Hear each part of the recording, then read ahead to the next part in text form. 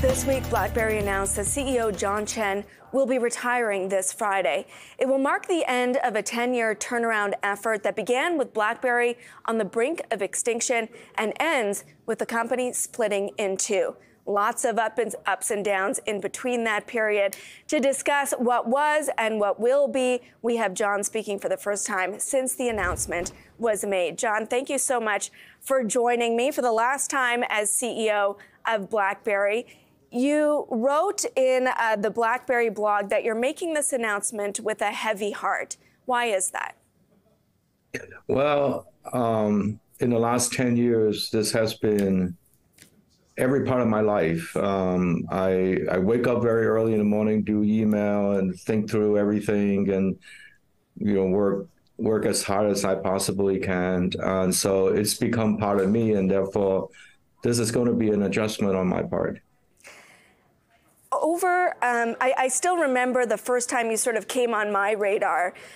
When you first did that conference call, things were so depressing for BlackBerry. And as you started to speak and lay out the strategy, tick by tick, the stock started to move higher. There was confidence that you would be able to deliver what seemed like an insurmountable task.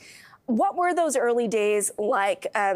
At what point did you start to have confidence, okay, I might save this company from going bankrupt? I think the financial footing, or reestablishing the financial footing from the very beginning, maybe about 2-3 years in, I knew the company will be able to survive, but it needs to have a new strategy.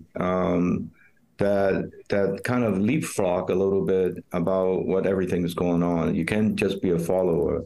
So we've been working hard in building and buying and combining and to deliver that strategy. So very early on, it doesn't take very long to stabilize the business, and probably financially that is, and that's probably about 2 to 3 years. And the difficulties were, that's the only thing we know how to do at the time, to make phones. And we were losing money on phones and market shares, and the staff, which is something that we rely heavily on, the fees were going down very rapidly. So that was the hard part, but we did a good job. And you are now positioned as a software company with two businesses that are on different trajectories: Internet of Things, which has been growing, and cybersecurity, which has struggled. And as I've talked to you over the years, you've said we just need to get kind of the sales force in place. As you sit today, why do you think, cybersecurity, that part of the business, has struggled to grow revenue? Yeah, we have a strategy on endpoint security with the cybersecurity part. We're very focused on protection. The market, unfortunately, are more interested in remediation. So we kind of get our product isn't aligned with what the market growth area is. And so we had to catch up with that, and we took us the last 3 years to do that. We have all caught up. This is one of the reasons why I feel like it's good to pass the baton. So that's principally the reason. And like you pointed out, the IoT is doing very well. You mentioned how hard you worked in the last 10 years. Has this been frustrating to you to not see the results show up in the stock price? Yes, it's been frustrating. But I think many years ago, you and I have chatted. I'm not really the person who looks at a stock price. In fact, on a day-to-day basis, I come into the office. The first thing I do is not to look at the stock price. It's actually attended to the email. And I look at the stock price very late in the day, or somebody call me and say, you should look at the stock price and whatever. So it's not my high priority. I really believe in building values and building the foundations. The company needs to have a good foundation to survive, and it needs to have a good foundation to differentiate. Both of the market that we're in cyber and in IoT, are very competitive market. They're a high growth market, but they're very competitive.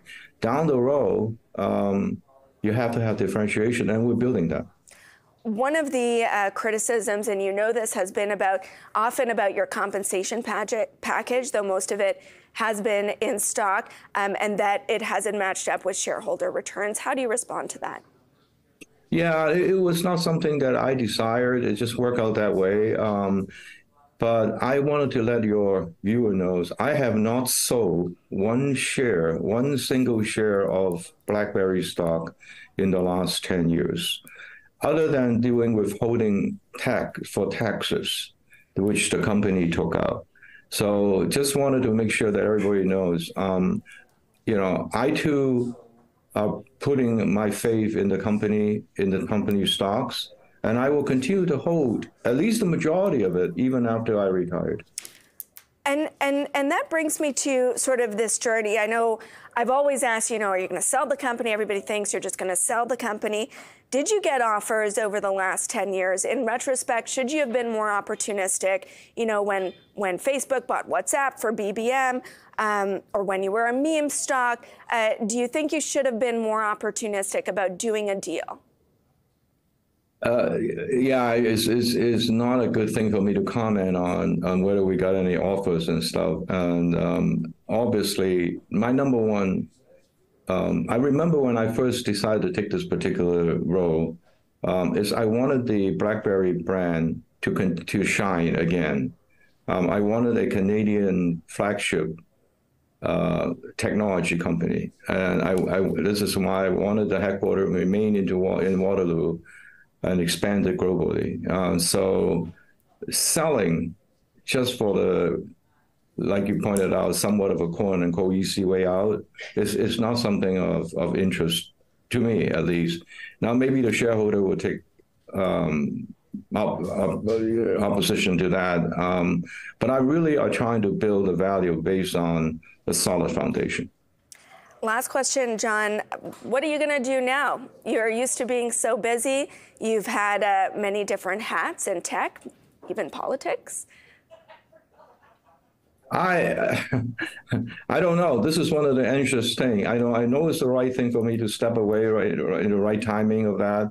But no, I have not set anything up starting next Monday. But so starting next Monday, I will be calling around and looking for jobs, I suppose.